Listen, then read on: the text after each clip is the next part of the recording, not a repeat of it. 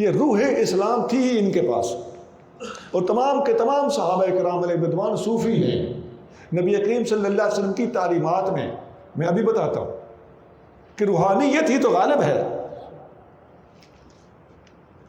دیکھیے میں نے ابھی بتایا کہ اللہ کو ماننا بغیر دیکھے، دیکھ کے ماننا جسمانیت ہے، بغیر دیکھے ماننا روحانیت ہے کہ نہیں؟ پھر یہ جو ہم نماز پڑھتے ہیں، نماز میں نماز کا ٹائم، پھر وضو کرنا، پھر قبلہ رخ کھڑے ہونا، مخصوص طریقے سے کھڑے ہونا، مخصوص الفاظ پڑھنا، قیام، رکوع، سجدہ، جھکنا اور قعدہ، یہ جتنے ہمارے یہ انداز بیٹھنے کے ہوتے ہیں، انداز ہائے نشست یا انداز ہائے قیام یا رکوع و سجود، یہ سب کیا ہے؟ بولیے جی، تبصرہ کیجیے، یہ سب کیا ہے؟ ادھر آپ پوری دنیا کا جائزہ لے لیں.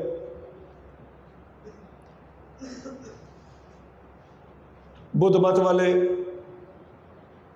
وہ مشرق مغرب کو رخ کر کے بیٹھتے ہیں، آلتی پالتی مار کے بیٹھے ہیں، اسے وہ روحانیت کہتے ہیں. خدا کی قسم، التحیات بیٹھنا اللہ کی بارگاہ میں، دنیا کا کوئی انداز نشست اور وہ آلتی پالتی اور وہ پیر ایسے نکال کے بیٹھنا اور کمر سیدھی کر کے بیٹھنا، جس طرح آپ وہ تصویریں وغیرہ مہاتما بدھ کی دیکھتے ہیں، یہ ساری کی ساری باتیں ان کے اپنے طریقے کے مطابق جو ہیں سو ہیں، لیکن اسلام کے ایک التحیات کا مقابلہ ان میں سے کوئی طریقہ نہیں کر سکتا. اور پھر ہمارا رکوع اور ہمارا سجدہ، یہ تو ایسی بلند چیز ہے کہ اس میں انسان اپنا ماتھا، اپنی ٹوپی، اپنی پگ، جسے لوگ عزت سمجھتے ہیں، یہ اللہ کی بارگاہ میں رکھ دیتا ہے. اس قدر جھکنا اسلام سکھاتا ہے. دنیا کے کسی اور مذہب میں اسلام کے سوا سجدہ نہیں ہے. بھائی چرچ میں اگر کوئی جائے، آپ ان کی عبادت دیکھیں،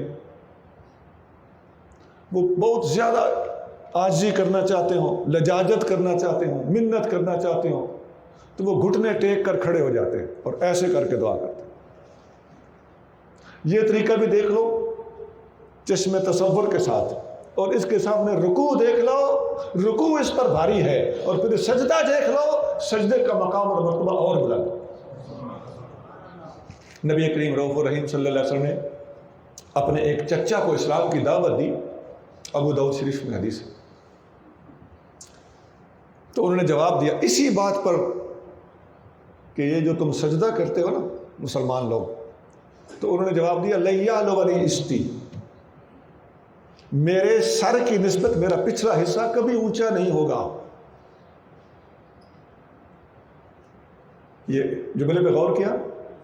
مسلمانوں کا اللہ کی بارگاہ میں جھکنا یہ اتنی عظیم عبادت ہے کہ اس کی خاطر اگر بڑی سے بڑی تنقید بھی برداشت کرنی پڑے، اور تنقید برداشت کرنے میں عظمت ہے. میں نے صرف نماز کی بات مختصراً بتائی کہ نماز تو ہے ہی سراسر روحانیت. یہاں ایک اور اہم بات بھی گزارش پیش کر دیتا ہوں کہ یہ جو لوگ کہتے پھرتے ہیں نا کہ جی صرف فرض بھی پڑھ لیں تو خیر ہے، یہ نئے نئے شوشے ہیں اس زمانے کے کہ جی عشاء کی نماز اتنی لمبی ہے، صرف فرض اور وتر پڑھ لیں تو کافی ہے. سر دونوں باتیں آپ کے سامنے رکھنے لگا ہوں. جہاں تک مسئلے کا تعلق ہے، فرض اور واجب تو یہی ہے کہ 4 فرض اور 3 وتر آپ پڑھ لیں گے. آپ فرض اور واجب کو ادا کر چکے، آپ کی طرف سے عشاء کی نماز اس حد تک تو چلو قبول ہے. لیکن جو چیز آپ چھوڑ رہے ہیں وہ اصل میں یہ چیز نہ سمجھنے کی وجہ سے ہے کہ اسلام میں غالب ہی تصوف ہے، غالب ہی روحانیت ہے. اور وہ جو نفل اور سنت تم چھڑوا رہے ہو نا، اس سے ایک خشک قسم کا مسلمان اپنے اسلام کو نبھانے کی حد تک تو چل جائے گا، لیکن جو راہ نبی کریم صلی اللہ علیہ وآلہ وسلم نے، صحابہ کرام نے، اولیاء نے، علماء نے امت کو دکھائی ہے، وہ راہ یہ ہے کہ فرائض اور واجبات کے علاوہ سنن اور نوافل کا بھی اہتمام کیا جائے. سونا خدارہ غور کرنا، تھوڑا سا مثبت سوچ لینا. بدگمانی منع ہے. اگر میری بات میں کوئی پازیٹیو پہلو نکلتا ہو تو میں آپ کو واسطہ دیتا ہوں اللہ کا کہ غور کر لینا، ہو سکتا ہے میری بات ٹھیک ہو. سر دین میں روحانیت غالب ہے، اسی لیے وہ حدیث میں آتا ہے نا، لا یزال عبدی یتقرب الی بالنوافل حتی احببتہ. بخاری میں حدیث قدسی ہے. اللہ فرماتا ہے میرا بندہ نفل پڑھ پڑھ کے میرے قریب آتا چلا جاتا ہے حتیٰ کہ میں اس سے محبت کرنے لگتا ہوں. اور آپ نفل چڑھا رہے ہو. وہ نماز تو ہو جائے گی. وہ مسئلہ جو تم نے رٹا ہوا ہے، یا کسی نے تمہیں کہا کہ جی میں تو اتنے عرصے سے نماز عشاء کی نہیں پڑھ رہا کہ 17 رکعتیں مجھ سے پڑھی نہیں جاتی، اگر مجھے پتا ہوتا کہ فرض اور وتر پڑھنے سے بھی نماز ہو جاتی ہے تو میں تو پھر کبھی نہ چھوڑتا. وہ اس حد تک اس بندے کو لگا دو، ٹھیک ہے یار کم از کم اتنا ہی پڑھ لے. وہ بندہ پاس ہونے کی حد تک اس کی صورتحال ریکمینڈیبل ہے. لیکن جو میں روحانیت بتانا چاہتا ہوں اور جو آقا کریم صلی اللہ علیہ وسلم سے روحانی طرز اور انداز ثابت ہے، اس سے محرومی کا بھی اقرار کر لو کہ وہ چیز اس کو حاصل نہیں ہو سکی. یہ عوام کے لیے جو سیٹ بنائے گئے ہیں کہ صبح کی اتنی رکعتیں ہیں، ظہر کی اتنی رکعتیں ہیں، عصر کی اتنی موقدہ اور اتنی غیر موقدہ اور اتنے فرض ہیں، مغرب کی اتنی ہیں، عشاء کی اتنی ہیں، یہ عوام کی سہولت کے لیے یہ چیزیں اس طریقے سے تیار کر کے لانچ کی گئی ہیں اور امت کے سامنے رکھی گئی ہیں. ان کے روحانی فیوز اور برکات سے اللہ تعالی ہمیں بہرہ مند فرمائے.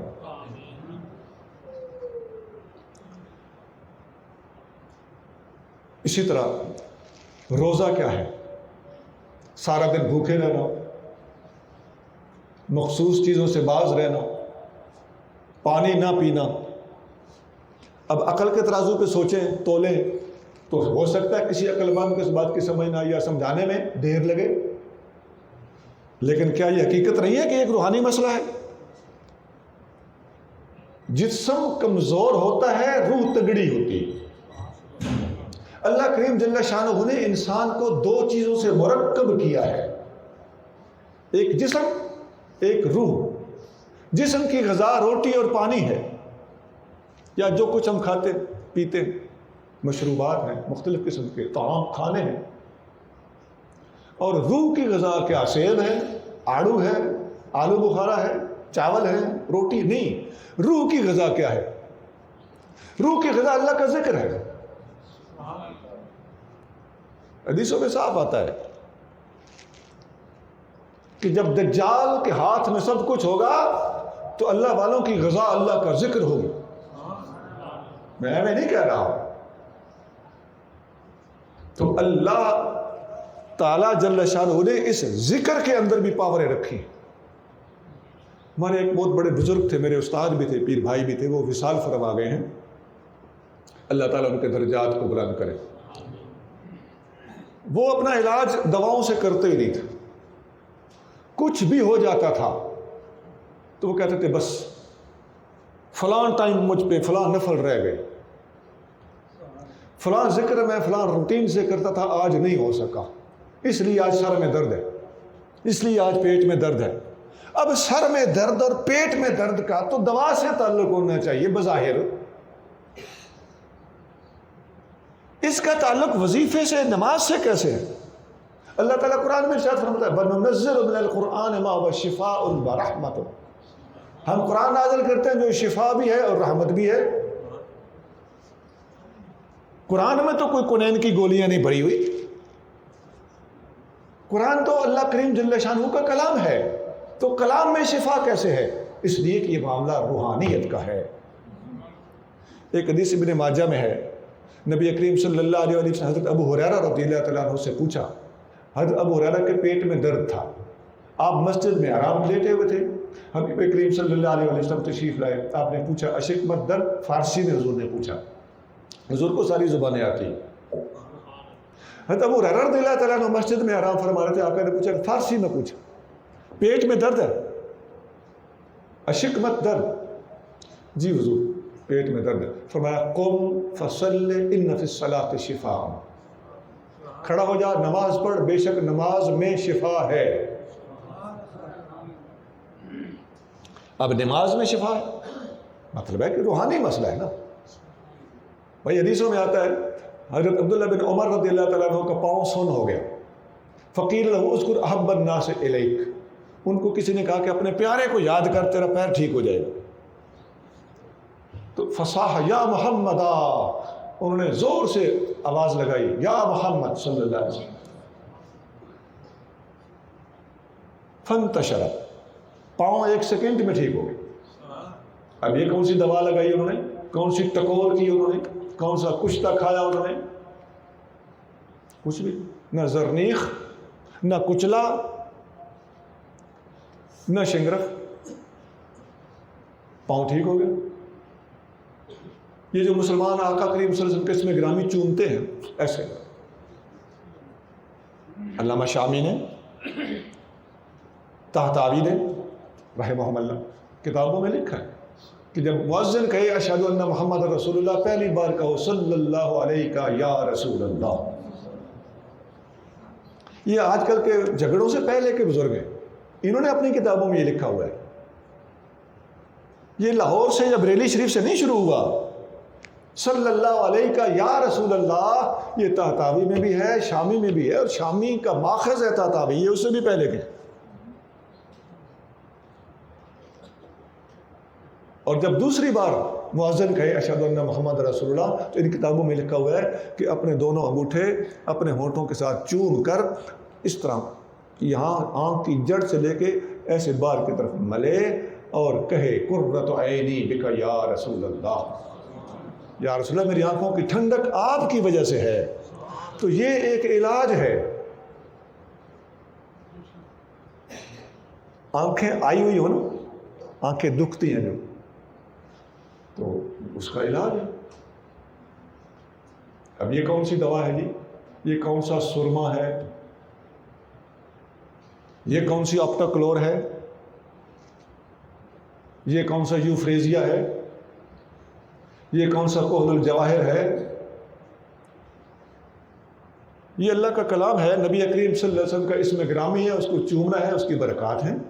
یہ روحانی چیزیں ماننا پڑے گا کہ روحانی چیزوں کے اثرات ہوتے ہیں، 1 2 3 4 کے بھی اثرات ہیں، الف با تا کے بھی اثرات ہیں، ان کے پیچھے کوئی نہ کوئی روحانیت پوشیدہ ہے۔ اسی لیے ہماری کتابوں میں لکھا ہے کہ قرآن کی آیت نہ بھی لکھی ہو، صرف الف با تا بھی لکھا ہوا ہو، تو ایسا برقع زمین پہ مت گراؤ، اس لیے کہ الف با تا سے ہی قرآن مرکب ہے، ان کا بھی ادب ہے۔ کسی کاغذ سے استنجا کرنا، خواہ اس پر ابو جہل کا نام لکھا ہو، استنجا کرنا جائز نہیں ہے۔ کیوں؟ یہ بندہ برا تھا، لیکن الف با تا حروف تو وہی ہیں، لہذا اس کے ساتھ استنجا نہ کیا جائے۔ فرق ہو گیا نا، ابو جہل اور بلا ہے، لیکن الف با کی برکات اپنی جگہ پہ، ان کا احترام اپنی جگہ پہ۔ ہم صحیح اور سقیم میں فرق الحمدللہ جانتے ہیں۔ اسی طرح تھوڑا آگے چلتے ہیں اس تسلسل کو لے کر کہ اسلام کے اندر روحانیت کا دخل کس حد تک ہے۔ جو میں نے بتایا کہ جسم اور روح 2 الگ الگ چیزیں ہیں، تو اس دنیا کے اندر جسم غالب ہے، چوٹ جسم کو لگتی ہے، روح کو بھی تکلیف ہوتی ہے، لیکن قبر کے اندر راحت روح کو ہو تو جسم محسوس کرتا ہے، تکلیف روح کو ہو تب بھی جسم محسوس کرتا ہے۔ اگلا جہان روحانیت کا جہان ہے، اس جہان کی تیاری کرنے کے لیے یہاں اسلام کے اندر روحانیت کو غالب رکھا گیا۔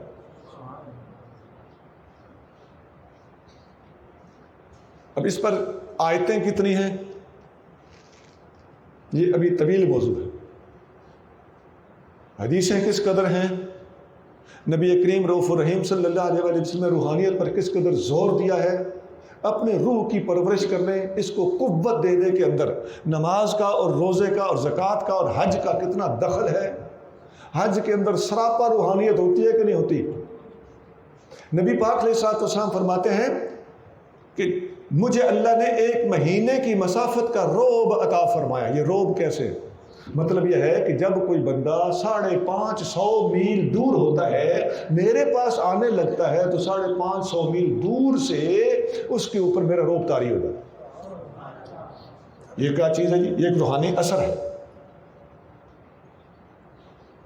مدینہ منورہ، آپ صرف یہاں سے نام سنیں کہ میں مدینے جا رہا ہوں، آنسوں کی برسات شروع ہو جائے گی۔ یہ کیا چیز ہے؟ ایک روحانی اثر ہے۔ یہ تو اپنی اپنی پھرکی ہے نا کہ آپ اس کو کیا ریمارکس دیں گے، میں سمجھ رہا ہوں، لیکن کسی اہل دل سے پوچھو۔ خدا کی قسم ہم اللہ سے ڈرتے ہیں، لیکن نبی کریم صلی اللہ علیہ وسلم کی محبت اتنی زیادہ ہے کہ وہاں ڈر نہیں، محبت ہے، وہاں ذوق زیارت ہے، شوق زیارت ہے۔ آقا صلی اللہ علیہ وسلم سراپا رحمت ہے، رحمت للعالمین ہے، وہاں ان کا ہمیں حیا ہے۔ اس لیے آقا صلی اللہ علیہ وسلم کے پاس اب جب ہم جاتے ہیں تو اپنے گناہوں کی وجہ سے، آقا کی زیارت کی وجہ سے، آپ کے روزہ انور کی دید کی وجہ سے، آقا صلی اللہ علیہ وسلم کے پاس زندگی میں پہلی بار کوئی جا رہا ہو تو اس کے پہلی بار جانے کی وجہ سے، بے شمار فیکٹرز اور عوامل ہیں جن کی وجہ سے آقا صلی اللہ علیہ وسلم کے دور سے آپ صلی اللہ علیہ وسلم کی زیارت کے حوالے سے انسان کے اوپر ایک کیفیت طاری ہو جاتی ہے۔ اس کیفیت کو روب کے لفظ سے تعبیر کیا گیا۔ اور حج کے دوران زندہ کفن پہن لیا جاتا ہے کہ نہیں؟ دونوں چادریں کفن کا قائم مقام ہے، اور والہانہ چکر لگانا، کہیں صفا مروہ کی دوڑ لگانا، اور کہیں رج رج کے آب زمزم پینا، کہیں شیطان کو کنکریاں مارنا، یہ سارے کیا ہیں؟ کوئی روحانی چیز کے علاوہ چیز نظر آتی ہے؟ کوئی ظاہری طور پر ٹیکہ نہیں لگایا جا رہا، کوئی گولی نہیں کھلائی جا رہی، کوئی غذا نہیں کھلائی جا رہی، لیکن جو کچھ ہے روحانی طور پر عطا کیا جا رہا ہے۔ اور وہاں سے بندہ جب واپس ہو کے آتا ہے تو نبی پاک علیہ الصلوۃ والسلام فرماتے ہیں کہ رجع کما ولدتہ امہ، جب بندہ واپس آتا ہے تو ایسے آتا ہے جیسے آج اسے اسی ماں نے جنم دیا۔ تو کوئی چیز تو ہے جو وہاں گناہوں کو دھو کے رکھ دیتی، اور بندہ پر ہو کر واپس آتا ہے، صاف ستھرا ہو کر واپس آتا ہے۔ یہ موضوع بہت طویل ہے۔ اس موضوع کا خلاصہ یہ ہے کہ تصوف اسلام کے اندر غالب ہے، اور تصوف روح اسلام ہے۔ جو بندہ صوفی نہیں ہے اس کی عبادات، ایک ہے نماز، روزہ، زکوٰۃ، اس ظاہری اعمال کے اعتبار سے بات کر رہا ہوں، ایک ہے اخلاص۔ اگر اخلاص نہیں ہے، ریاکاری ہے، تو نماز بھی بے فائدہ، زکوٰۃ بھی بے فائدہ، روزہ اور حج بھی بے فائدہ۔ تو ریاکاری کون سی چیز دور کرتی ہے؟ ریاکاری کس چیز کا نام ہے؟ ایک روحانی خیال ہے جسے ریاکاری کہا جاتا ہے۔ یہ نہ ہو تو اسے اخلاص کہتے ہیں۔ یہ اخلاص اور یہ ریاکاری، یہ کیا چیزیں ہیں؟ یہ مادی چیزیں نہیں ہیں، یہ خیالات کے نام ہیں۔ پتہ چلتا ہے کہ نماز سیکھنا سکھانا استاد سے ہوتا ہے، اور اخلاص پیدا کرنا بیٹا اللہ کی رضا کے لیے کرنا، جو کچھ کرنا، نمازی کہلانے کے لیے نہیں، روزے دار کہلانے کے لیے نہیں، لوگوں کو دکھانے کے لیے نہیں۔ یہ اخلاص کون پیدا کرتا ہے؟